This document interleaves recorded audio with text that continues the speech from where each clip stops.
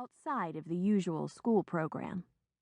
Before Becky left, Hazel and Becky would stay by the cubbies until the last possible second, getting each other up to date on all the things that had passed since they'd parted the afternoon before. Becky's cat's hairballs and what they looked like. Becky thought her cat was trying to communicate through them. Hazel's adventures in the graveyard, and if they needed to add any total rainfall to their year-long tally, each girl kept a jar with a ruler outside her house. All that had ended when Becky had been plucked away for a new life in Arizona, where it hardly ever rained. Mornings like these, Hazel missed Becky the most. She could always help Hazel feel better, usually by making creepy faces like pulling down her lower eyelids and sucking her bottom lip in so far it looked like she didn't have any teeth at all. A moment later, Mary Ann arrived with Connie Short. The two were locked at the elbow, just the way she and Becky used to walk, only it hadn't been annoying when they'd done it. Mary Ann and Connie were in deep discussion of a television show they'd seen the night before. Hazel knew the name, but she'd never seen it. Her family had a black and white television, but they hardly ever used it. All her parents liked to watch were the news and educational shows like You Were There. Hazel did watch the cartoons, though, when she got up before her parents on the weekend.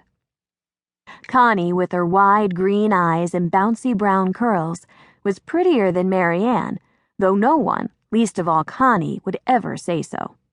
She said she was plain because she had a dusting of freckles across her nose. Pretty as she looked, she was also pigeon-toed, which made her waddle when she walked.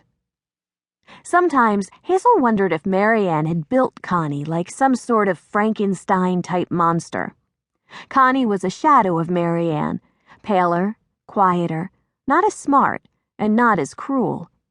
She was Mary Ann's echo. If Hazel hadn't known both of them her whole life, the artificial creation theory would be hard to dismiss. They'd been best friends since forever, and both of them had a dark, solid center that made them mean. Not everyone else could see it, not all the other kids, and certainly not the teachers, who seemed to think that Mary Ann and Connie were just about as perfect could be. But Hazel could. Mary Ann and Connie didn't even have a chance to ignore her before Mrs. Sinclair asked them all to stand to say the Pledge of Allegiance. Their words all ran together, and Hazel didn't think it was respectful. The pledge was their way of saying they stood with their great nation against communism and dictators and everything else awful in the world, and they just rushed through it. Hazel wondered how many of her classmates even knew what the word allegiance meant. Next came music. Hazel hated music, and she found it particularly unfair that she had to start off Friday morning with it. Friday should be a day of celebration, but for Mrs. Sinclair's 5th grade class at Adelaide Switzer Elementary, it was instrument day. Hazel took her seat on the rust-colored rug, knowing that today would be just the same as every other day. Mrs. Ferrigno liked to make a big, dramatic deal about handing out the instruments in music class, but it always ended up the same. Big and polite Anthony got the largest set of cymbals, and his friend Timmy got the smaller ones. Another set of boys got vibra-slaps. None of the boys could manage to sit still and quiet with their instruments, so as Mrs. Ferrigno kept going, her voice was accompanied by metal sliding on metal and the occasional soft boing of a vibra-slap hitting a knee. As Mrs. Ferrigno made her way through the instruments, Hazel knew the inevitable was coming. Mary Ann and Connie would get the 2 glockenspiels, and of course, they would react to this news with squeals of delight. Just once, Hazel thought, I would like to get the glockenspiel.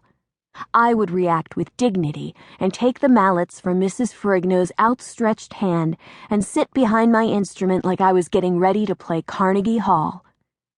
Hazel imagined herself standing center stage at Carnegie Hall. She'd never been there, but she'd seen pictures. The vaulted ceiling would arch high above her head, making her look small on the stage. But once her mallets hit the glockenspiel, there would be no denying her power.